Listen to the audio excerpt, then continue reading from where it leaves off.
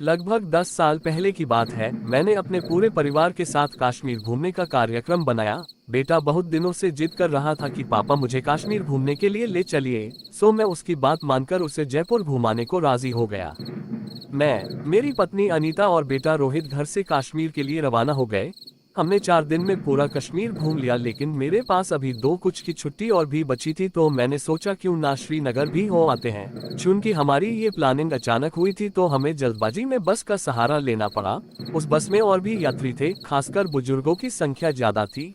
हमारी जैसी केवल एक ही फैमिली थी। बस में यात्री भी कम ही थे, क्योंकि बस भी थोड़ी खजाना थी, इसलिए शायद उसमें ज्यादा यात्री नहीं बैठे होंगे।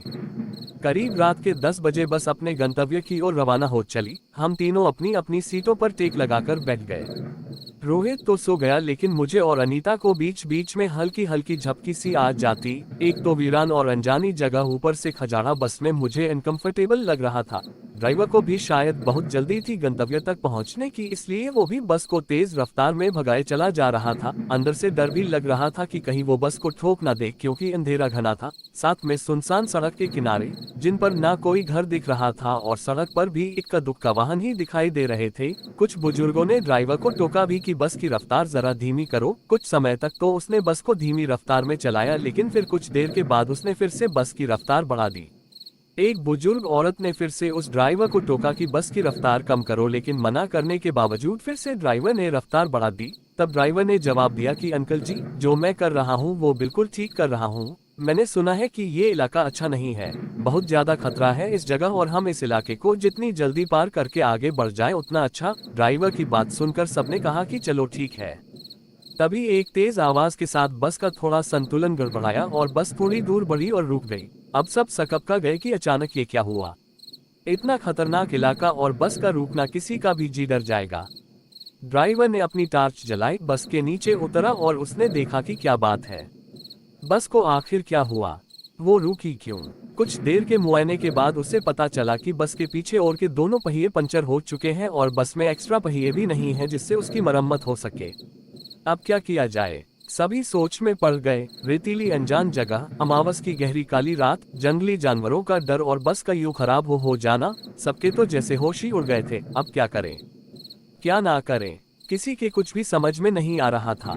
सब कंडक्टर की बातों से सहमत हो गए। सबने अपना अपना सामान उठाया और चल पड़े उस रोशनी की ओर। जैसे ही वो सब उस रोशनी के नजदीक पहुंचे तो हमें एक एक बड़ी सी कोठरी दिखाई दी, जिसे देखने से लग रहा था कि वो कोई बहुत पुरानी सराय है जहां भूले भटके मुसाफिर रुकते होंगे। सब कोठरी के दरवाजे के बाहर खड़े हो गए। ड्राइवर ने हिम्मत करके दरवाजे की सांकल खटखटाई। एक बहुत ही बूढ़े व्यक्ति ने दरवाजा खोला। उनके सिर पर एक बड़ी सी पगड़ी थी, गले में पुराने जमाने का कोई आभूषण था, कानों में भी कुंडल पहन रखे थे। कुर्ते की ऊपर उन्होंने ने एक सदरी पहन रखी थी, कमर में धोती, पैरों में पुराने जमाने की ऊंट के चमड़े की बनी मोजड़ी पहन रखी थी और हाथ में एक बड़ा सा लठ ले रखा था। वो और उनका पहनावा बहुत ही अजीब लग रहा था। तभी कंडक्टर ने बड़ी हिम्मत करके कहा, ताऊ जी, बस पंचर हो गई है, हम सबको रात गुजारने के लिए अगर आपकी कोठरी में थोड़ी जगह मिल जाती तो बड़ी मेहरबानी होती। उस कोठरी के मालिक बोले, डरने की जरूरत कोई ना है, ये सराय तो मैंने भूले भटके मुसाफिरों की मदद करने के लिए बनाई है। मैं चौधरी अमर सिंह और महारी घरवाली धन्नो ही मुसाफिरों का ख्याल रखते हैं। आप सब लोग भीतर पधारो, जो हम दोनों से बन पड़ेगा तो आपकी मदद करेंगे। कंडक्टर बोला, बहुत बहुत धन्यवाद ताऊ जी, बड़ी मेहरबानी जो इस अनजान जगह में आप हमारी मदद करने को राजी हो गए। चौधरी अमर सिंह बोले, इसमें धन्यवाद की बात है, ये तो हमारा फर्ज है। महारे को बहुत खुशी हुई जो आप लोग महारे यहाँ पधारे। ये रहा पानी से भरा मटका, इस बड़ी सी डलिया में पूरियां रखी हैं और उस बड़ी सी बटलोही में आलू की तरकारी होगी। ये रहे पत्तल और आप सब अपना खाना परोस लीजिए। महिलाएं धन्नों के पास चली जाए और पुरुष मेरे साथ आ जाएं।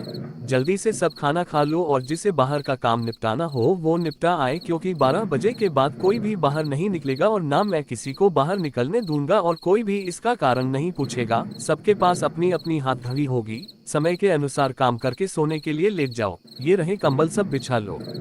हम सब ने चौधरी अमर सिंह की सारी हिदायतों के अनुसार काम किया और कंबल बिछाकर लेट गए।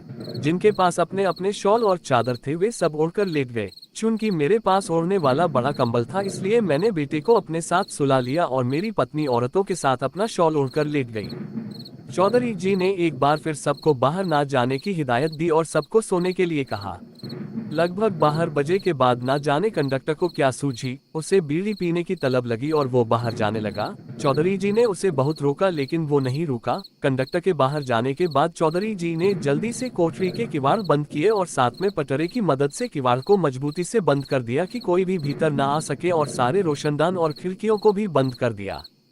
कुछ देर के बाद बाहर से बहुत बहुत बुरी बुरी और डरावनी आवाजें आने लगी। साथ में कंडक्टर की भी आवाज सुनाई दी। वो चिल्लाकर बचाओ बचाओ चिल्ला रहा था। कोठरी के कुछ लोग कंडक्टर की मदद के लिए बाहर जाने लगे लेकिन चौधरी जी ने उन्हें सब ये कहकर रोक दिया कि अगर सब बाहर गए तो सर्वनाश हो जाएगा। वो शैतान अगर भीतर आ गया तो हम में से कोई भी जिंदा नहीं बचेगा।